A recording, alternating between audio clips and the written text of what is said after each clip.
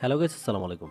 দেখেন, ইমোর ভিতরে কাউকে কল দিতে গেলে আপনার সামনে এরকম লেখাটা চলে আসে যে can not call this user due to his her privacy settings.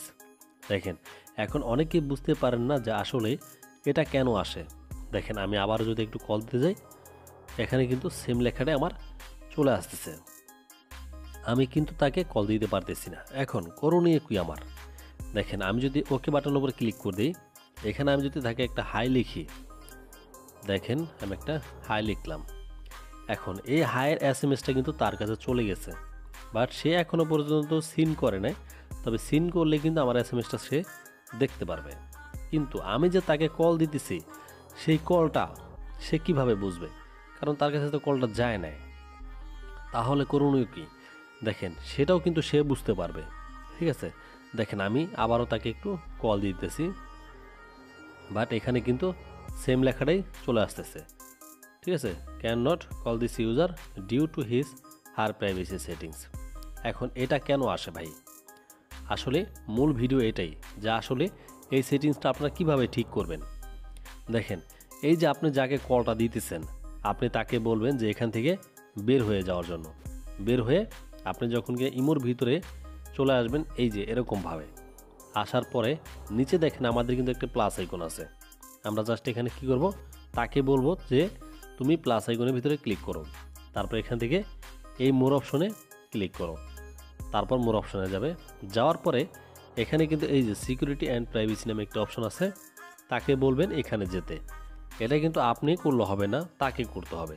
আপনি যাকে কল করতেছেন তাকে বলবেন যে এইভাবে তুমি যাও। যদি এইভাবে যায়, একটু নিচে যেতে বলবেন। একটু নিচে যাওয়ার পরে দেখেন এই যে এখানে কল নামে একটা অপশন পেয়ে যাবেন। ঠিক আছে, জাস্ট আপনারা এখানে কি করবেন, তাকে বলবেন যে কল অপশনে চলে যাও। তারপর দেখবেন যে এখানে কিন্তু অনেকগুলি অপশন আছে। ঠিক আছে, তারপর দেখবেন তার এখানে কিন্তু এই যে নোবডির উপরে টিক মার্ক দেওয়া আছে। দেখেন, আপনি হচ্ছে যাকে কলটা দিচ্ছেন তাকে বলবেন যে এই যে এখানে এভরিওয়ান আছে, এখানে এভরিওয়ানের উপরে টিক মার্কটা দিয়ে দেওয়ার জন্য। এখন কথা হচ্ছে গিয়া, আপনি তো তার সাথে কথাই বলতে পারবেন না, তাকে তো ফোনই দিতে পারতেছেন না, তাহলে তাকে বলবেন কিভাবে? হ্যাঁ, এটারও কিন্তু একটা সিস্টেম আছে। সিস্টেমটা কি একটু দেখাই। সাপোজ ধরুন হচ্ছে আপনি এই আইডিটাতে কল দিতেছেন, আপনি এখানে ক্লিক করে দেবেন। এখানে ক্লিক করে দেওয়ার পরে এই যে নিচে কিন্তু আমাদের ভয়েস অপশন আছে। আমরা এখন কি করব, এখানে ভয়েস ধরে এরকমভাবে আমরা হচ্ছে এখন পাঠিয়ে দিব। দেখেন, আমার ভয়েসটা পাঠিয়ে দিলাম। আবারও সেমভাবে এখানে ভয়েসটা করে সেমভাবে এমনি ভয়েসটা পাঠিয়ে দেব।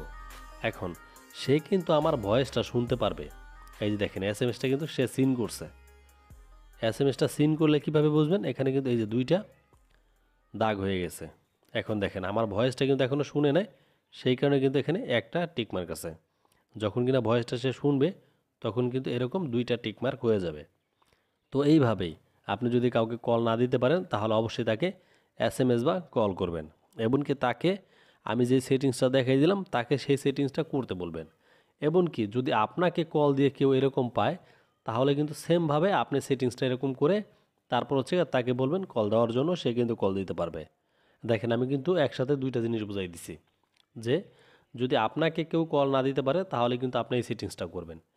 আর আপনি যদি কাউকে কল না দিতে পারেন, তাহলে তাকে বলবেন এই সেটিংসটা করে দেওয়ার জন্য। আমি কথাগুলো আস্তে আস্তে বলছি আপনাদেরকে বোঝানোর জন্য। সো গাইস, ভিডিওটা কেমন লাগলো অবশ্যই জানাবেন এই ভিডিওর কমেন্ট বক্সে।